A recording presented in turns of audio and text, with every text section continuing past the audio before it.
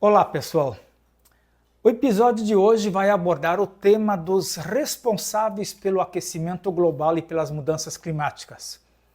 Sabemos que as mudanças climáticas atingem todos os povos, todos os continentes, de uma forma ou outra, todas as pessoas. Mas será que todos somos responsáveis do mesmo modo pelas mudanças climáticas? Veremos que não. Vamos olhar primeiro do ponto de vista das classes sociais. Um levantamento da organização Oxfam, uma organização internacional muito respeitada, mostrou que os 10% mais ricos emitem 49% dos gases de efeito estufa, enquanto os 50% mais pobres emitem apenas 10% desses gases. Os números se explicam pelo alto consumo de uns e pelo baixo consumo de outros. Os ricos, portanto, são muito mais responsáveis pelo aquecimento global do que os pobres, mas são os pobres dos países mais pobres as maiores vítimas das mudanças climáticas. Isso é o que se denomina de injustiça climática. Vejamos agora, em termos de países, quem são os maiores emissores. Um estudo do Global Carbon Project de 2021 apresentou uma lista dos maiores emissores no período de 1850 a 2021, um período bastante longo. Os maiores emissores são Estados Unidos, China, Rússia, Brasil, Indonésia, Alemanha, Índia, Reino Unido, Japão, Canadá, Ucrânia, França, Austrália, Argentina e México. O Brasil está em quarto lugar nesta lista. Portanto, somos um dos grandes emissores de gases de efeito estufa ao longo da história. Mas há um aspecto importante a ser observado. Enquanto nos países industrializados a maior parte das emissões de gases de efeito estufa vem da queima de combustíveis fósseis, no caso brasileiro, assim como da Indonésia, 70% das emissões vem do uso do solo, ou seja, desmatamento, queimadas, agricultura e pecuária convencionais. Ou seja, o Brasil tem como tarefa urgente acabar com o desmatamento, com as queimadas e adotar um modelo de agricultura e de pecuária mais condizente com o meio ambiente. Olhando nos dias atuais, a lista é um pouco diferente. O maior emissor total é a China, seguido pelos Estados Unidos, que seguem sendo o maior emissor por pessoa. Depois vem a União Europeia, Índia, Rússia, Japão, Irã, Indonésia, Coreia e em 10º lugar o Brasil. Vejamos agora por setor econômico os que mais emitem gases de efeito estufa.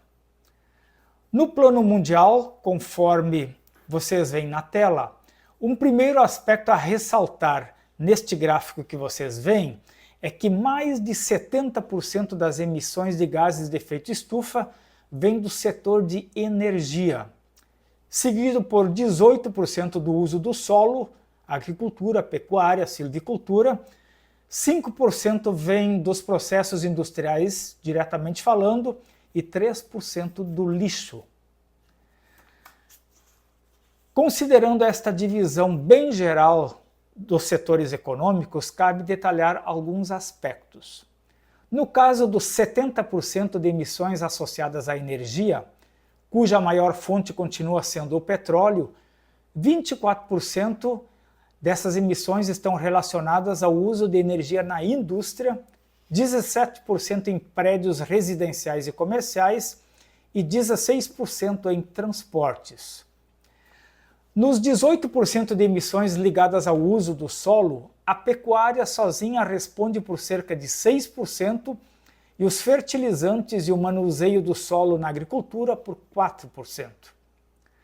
No caso dos 5% de gases provenientes dos processos industriais diretos, a produção de cimento convencional, o cimento Portland, responde por 3% e os químicos e petroquímicos por 2%. No caso dos 3% de gases emitidos pelo lixo, 2% vem de aterros sanitários e 1% da decomposição de esgoto. À luz dessas informações gerais, ficam claros 2 pontos.